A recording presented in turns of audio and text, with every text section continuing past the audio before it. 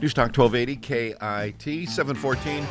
And Lance nails it again. Beautiful sunrise. Beautiful, man. I wish I could see the color out there. I know there's some color in that. No, yeah.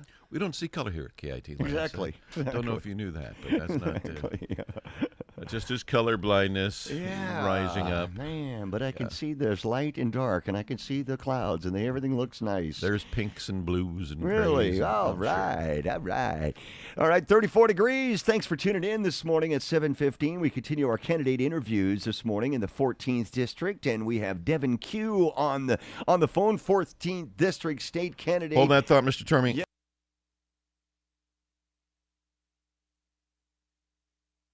Newstalk 1280 KIT, little behind-the-scenes maneuvering. And pick it up where you left off. Yeah, Devin Kuh, candidate for the 14th District, challenging Gina Mossbucker. And he's on the phone with us this morning. Good morning, Devin. Good morning. How's it going? Thanks for having me on. Yeah. Devin, we're going to ask you the question that you've never been asked. How exactly do you pronounce your last name?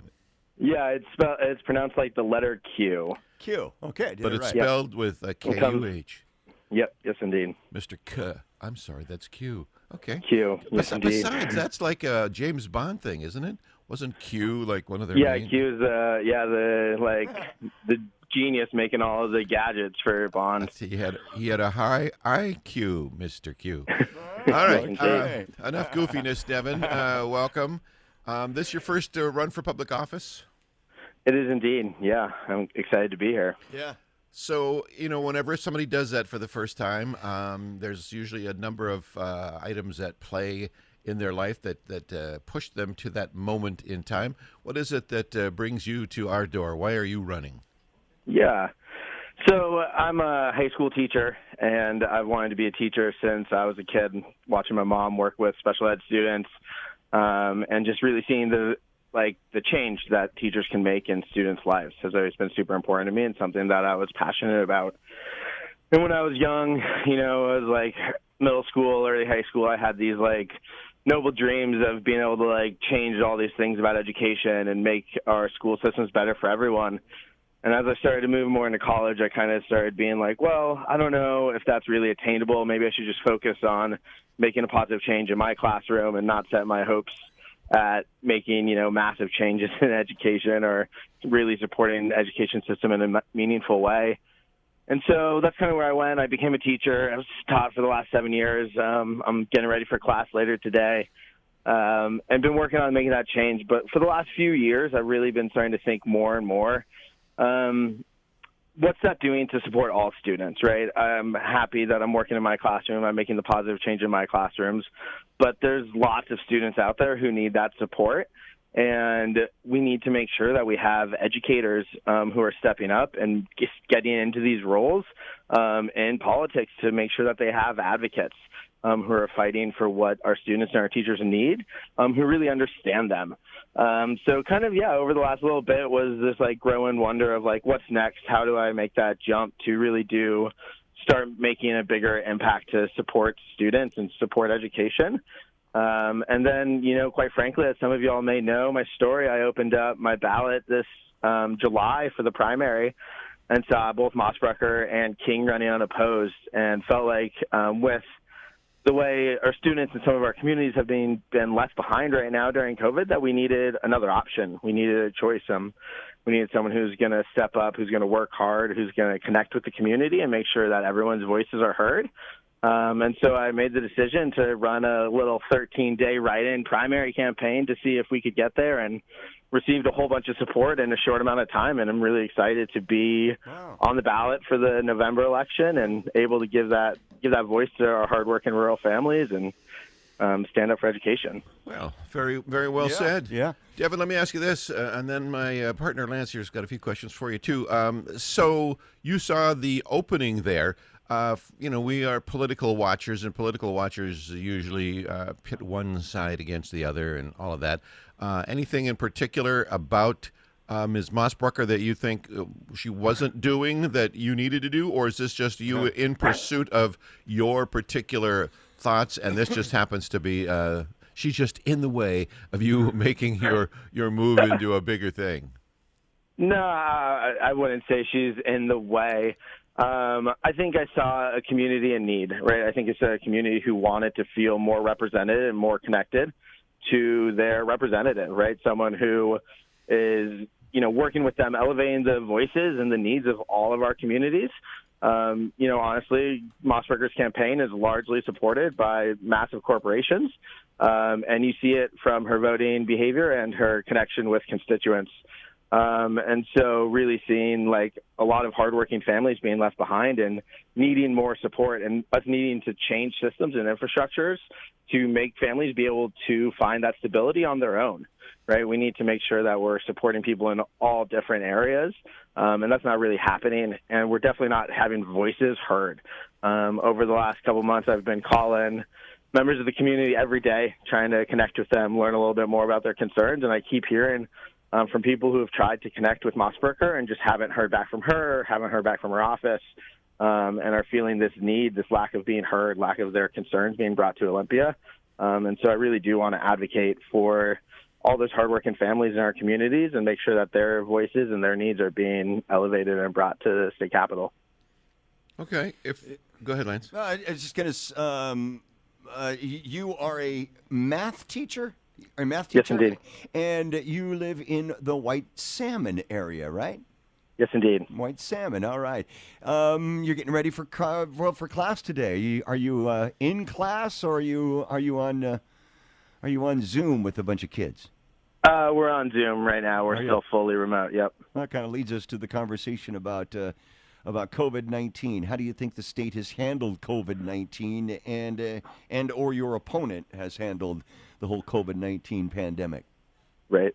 Yeah, I think the state has been doing the best that we can. I think there are definitely some weaknesses and things to continue tweaking and reevaluating, right? Because when it started here in Washington, right, we were on that leading edge. We had very little information when it began. And so we were trying to make the best decisions we had with the information that we could. And I think you can see from our numbers that we have done pretty well compared to a lot of other states, which is good. I'm happy about that. And we definitely, there's been mistakes, and loss of life is tragic. And I think the big thing going forward is just, all right, what is our new reality? What are the changes we're going to have to make? And how can we support our families and our small businesses through these challenging times, right?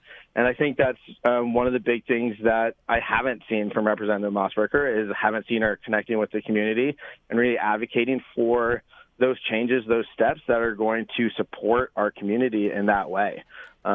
Really looking at how can we, make sure that our small businesses have the tools and the infrastructure and the ability to start reopening safely, right? We need to be thinking about everyone's health and safety, but also how can we support them in doing that?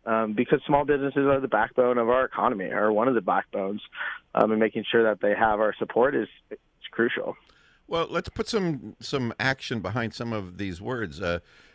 We need to support these communities and change infrastructure. So the words sound good, Devin, but what do they mean in your definition? I know what they mean in mine, but what kind of things are you talking about? What does support look like that's not there now? Right. I think one of them is like continuing to make sure that our growers and small businesses have access to, loans or grants from the government to get the sorts of PPE and structural changes that they're going to need to see in businesses, right? Like, how are we making sure that people have the PPE? How are we able to modify layouts of stores or other venues to make sure that we can start opening them up safely or continue to open them up safely, and our growers can maintain at full capacity during these times, right? I think another big one is, supporting paid sick leave, right, which we saw Representative Mossberger vote against, is so crucial right now to be able to make sure that our hardworking families know that they can stay home from work if they think they have COVID. They don't need to risk losing their job, risk infecting other people, risk not being able to put food on their table. So really looking at what sorts of changes can we do to support that community by things like access to health care, access to paid sick leave, access to funds to change how their businesses look. All right, hold on there. COVID. Hold on, Devin. Yeah.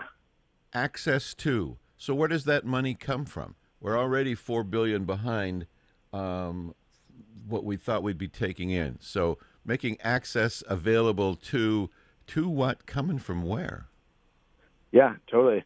I think that's a very valid question, and one that we need to be looking at the state level that hasn't been looked at in a while. And that's the really regressive tax code we have here in the state of Washington. Our hardworking families, if you're making $116,000 a year, you pay over 10%, or around $11,600 in state taxes each year through sales taxes and property taxes.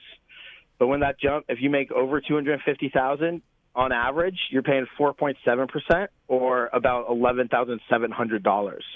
So in that over $100,000 gap in earnings, your tax burden is only going up $100.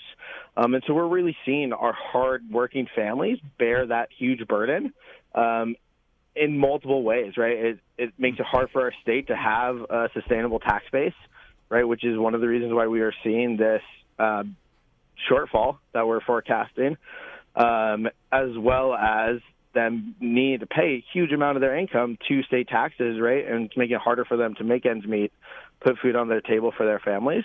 And so really looking at how can we support those hardworking families and make sure that the largest corporations and the wealthiest members of the community are paying their fair share to support that tax base and provide essential government services. So fair share, would that mean you would support some kind of a flat tax where everybody pays the same percentage if the opportunity came? Would you support that? I would have to look into what's that going to look like for the budget numbers, right? I haven't seen a report about how that would affect the state of Washington. Yeah. But I think that is a step in the right direction, right? Looking at how we adjust it, right? It's hard because we don't have an income tax here. So we are dependent on sales tax and property taxes, but making sure that those sales and property taxes are being done equitably, and making sure that everyone's paying their fair share of those. And also looking to, how are we, how are we generating that revenue? How are we making sure that those who make the most are paying a share of that tax burden to really support our community? If you were a legislator, would you push for income tax? Income tax, yeah. I definitely don't think the income tax right now is the best way forward. I think that's going to be a longer political process and definitely not help where we are right now. I think one of the other great suggestions out there for revenue that's not even about taxes is Bob Hasagawa has proposed a state bank, which would be a state-run financial institution, which would allow the state to generate revenue through providing financial services to our community.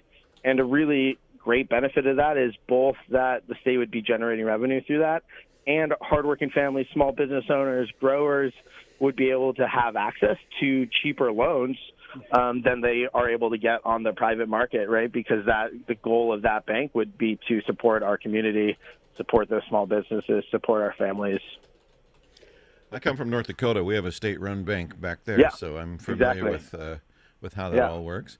Well, let's leave the. You have a math background. I was told there'd be no math, so we'll move on to some other areas that would be in your bailiwick here. Just a quick take on the environment, in particular, all of our wildfires. You have any thoughts on ways that we can better fund taking care of the forests, or is that what we need to do, or is Mother Nature the ultimate solution? What's your take? We've got about 2 minutes before we have to take a break. Go ahead.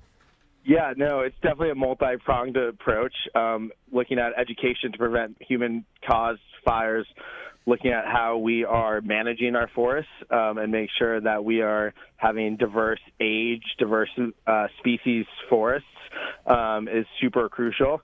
And also looking at how we're addressing climate change and moving ourselves off of fossil fuels to help prevent having these long, dry summers, right, which will help us in forest fires, as well as really respecting our legacy of agriculture, right? As we continue to see longer and drier summers, a strain's going to be put on our irrigation. It's going to make it harder for the backbone of our economy, the backbone of the state's food systems, to operate, right, as we see more and more climate change. So I think it's important both for forest fires, for our legacy of agriculture, for us to be investing in best practices and supporting our growers, supporting our energy production to make sure that we can be addressing climate change and protecting the environment in meaningful ways. So this valley that's brought us so much over the generations can continue to do so for generations to go. Are you in the same plane as the governor in terms of the importance of climate change? Would you say it's as high on your list of concerns as it is on the governor's? I would say, I don't know what his 1 to 10 scale is. I do know he's been an advocate for protecting the environment, and I definitely want to do that and make sure that we are hearing from all stakeholders as we do that and making those steps, right? I think supporting people in those transitions is crucial, right? We're not just going to get there by throwing regulations, but saying, okay, how are we using the best practices, right? How can we encourage companies of all sizes to use the practices that we're going to need to address this climate crisis? Got to win the hearts and minds, right? Put things into practice. And, Devin Kuh, hold on, Devin. We've got a whole another half hour to go. If you can hang with us, we need to take a break for news and to make $1 or $2 ourselves here. We continue our candidate interviews in the 14th District, and we're talking to Devin Kuh. He is a candidate for the 14th District, position currently held by Gina Mossbrucker. Good morning, Devin. Hey, how's it going? Thanks for joining us again, Devin. You are did you say a high school teacher? Yes, high school math. High school math teacher. All right. My favorite, right, Dave? Everybody's favorite, Devin. Does that go away if you get in the legislature, though? Yeah. Given the time. Does teaching go away? Yeah. Most likely because of the commitment to be in Olympia between January to March for a session. It'd be hard to swing that, but I'd definitely be open to talking to the administration and seeing if we can make it work, because I definitely don't want to leave my classroom, right? I'm not here with political aspirations, but a desire to serve my community, and definitely love my students and being able to work with them. So it would be sad to see it go if it had to. Well, education is on your list of things that you're most interested in, given your background, and as one reads over the guidelines that was put together by the state, the pamphlets and all of that, it says here areas of concern for you: increased, education by growing funding and opportunities for schools, creating more pathways for students. What are we talking about? Opportunities for schools, pathways for students. Can you give us a little firmer definition? Totally. Those darn 150 word limits, I think the big thing for me is really making sure that we have those different routes, right? Right now we've seen a lot of kind of pushing to the only choice is a 4-year college degree is kind of what the prevailing, this is what you're supposed to be doing, what you should be doing. Right. And that's not best for our students. That's not best for our businesses.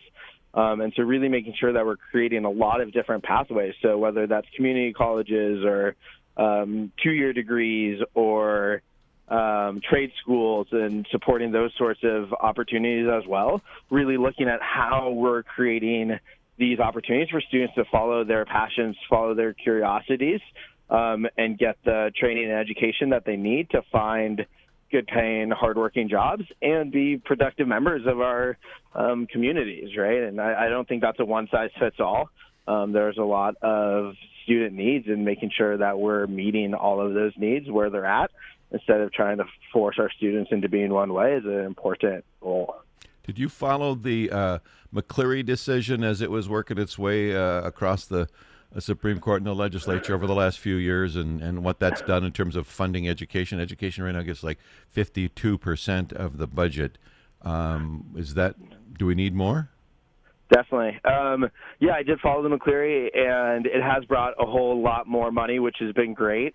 But there definitely still are opportunity gaps we're seeing. And if you think about the incredible number of roles that schools play in our community, which I think COVID has really highlighted, right? Both from a safe place to be during the day while our working families are at work, a place where a lot of people get their food, social, emotional, that connection for our students, their education. There's so many different things, and really making sure that all those resources are being met. And something we've also seen in these rural districts since McCleary is actually funding leaving our rural communities because of the new funding formulas that they put out. It's just based off of numbers of students, and when you have larger districts, you get a lot further with those economies of scale. And we've seen kind of money going out of our smaller rural districts and them saying things like, okay, you have 12 schools and this many students, so you get 1.2 nurses, which just doesn't make sense, right? 1.2 nurses can't adequately serve that many different schools, right? And so making sure that we're looking at individual districts, individual needs, and we're able to support them. And I think that's a real key of getting educators like myself to Olympia. I have a master's in math education for secondary and experience in the classroom. So we have teachers and educators who can be working on this policy and how do we do this, who really understand the needs and experiences of our students and teachers. So if it requires more funding, where's that funding come from? You support higher taxes, more taxes? Where's the money come from? Right. Like I said, I think some of that is going to come, yes, from probably the state generating more revenue. Some of it comes from considering other parts of our budget and how we are being most efficient. I think, like I've said earlier in the hour, some of the ways that I see us to be generating more revenue is looking at a state bank, which is a really great proposal to help us be generating revenue that way without increasing taxes on anyone, while also increasing the opportunities for our small businesses and our growers to get cheaper loans than they could through private financial firms. And then additionally, I do think, right, looking at the regressive tax code, that's putting a huge burden on our hardworking families, and looking at how we are taxing the largest corporations and wealthiest in our communities to support those vital things like education. Speaking of education, sex ed bill's out there. It's referendum 90 on the ballot. Yeah. How do you feel about this sex education bill and this referendum that's on the ballot? Totally. I believe that comprehensive sex education is a vital part of our schools. This bill has a lot that's talking about consent that's going to really help protect people from sexual assault, sexual abuse, rape. So I think that's vital to have and make sure that that's part of it, right? There's a lot in this bill that's about how we have relationships, what it means to be a positive member of community and connect with others interpersonally. So I think that's really important. We also see comprehensive sex ed leading to lower rates of abortion, lower rates of STIs. So there's a whole lot of positive outcomes. And I think the thing that's really important for people to remember about this bill is that there still is the option to opt your children out. It's not taking that away from parents. They can talk to the schools, they can see what the curriculum is, and can ultimately make that decision for themselves as a family. But I think it gives us a strong tool as a state to make sure that we're educating our students on these vital topics to make sure that they are healthy both mentally, physically, and emotionally.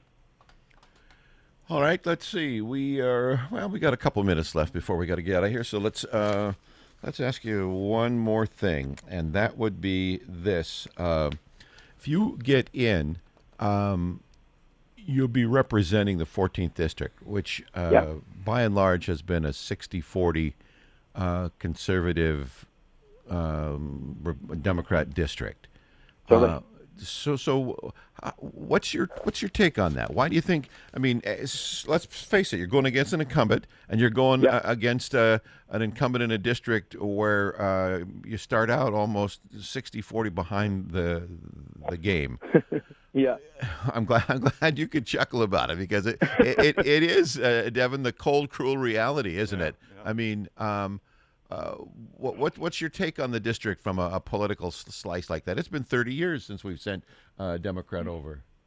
Yeah, it has. I think there's a couple different things at play there. One, I think it's who's been enfranchised in voting here in this community is part of that, right? So the numbers of people and what their default political leanings is different if we look at all registered voters, maybe. So I think that's one aspect. I think another aspect is we do see kind of that this district has not been really seriously campaigned in a while also by Democratic candidates. So you start to see a loss of that messaging, Sure. a loss of those I think that's policies fair. Yeah, I think connected that's fair. to people. And there's definitely, I think, a lot about these policies that are so important for hardworking families, but they just maybe hear talking points about what the left wants and aren't really able to have that time to sit down and talk to a candidate who's like, this is how it's going to impact your life. And so that's a really big thing for me. I want to be able to connect with people, sit down with them, right? Have a meal, share a meal, get to know everyone in the community, and learn their needs, right? I really want to be listening more than I am talking often, right, to hear what is important, what people's needs are. Because when we really develop a strong understanding of everyone's needs, no matter what little letters after your name, we can come together to find common sense solutions that are going to address all of those needs, right? That's what I do every year in my classroom. I have a new group of students come in, and I can't just be like, this is the way I teach, and it works for 60% of you, so that's the way I'm going to do it. I need to connect with those other 40% and figure out how I can teach for them. Right, Well I need said. to change my style to address them, and that's really what I want to bring to this office. Right, someone who's going to connect with community, hear their needs, fight for them over on the west side, and make sure that their voices are being elevated and being heard, no matter what letter or party they associate with. Very well said. Very well said. And I think you're right. With all due respect to our Democrat listeners out there, I don't think that we've had candidates that necessarily have done what you're talking about doing to that extent. And so I think your analysis is spot on, sir. All right. Well, we're about out of time. You got about 45 seconds. Tell us why we need to vote for Devin Kuh. Yeah, like I said, I'm here to work hard and connect with the community. I think that's something that has been lacking from our current representatives. I want to be traveling around the district, getting to know everyone, hearing your needs, elevating them, and really working hard to make sure that you're able to put food on your table, our small businesses are supported, and that the east side is represented strongly over on the west side, and our community can continue to grow and flourish and support us like they have for generations. Well, best of good luck to you. We'll know in a couple of weeks. Devin, thank you very much for your time. If you happen to win, we'll look forward to more conversations with you down the road. But best of good luck in the couple of weeks to come. Thanks for your time. Yeah, thank you so much.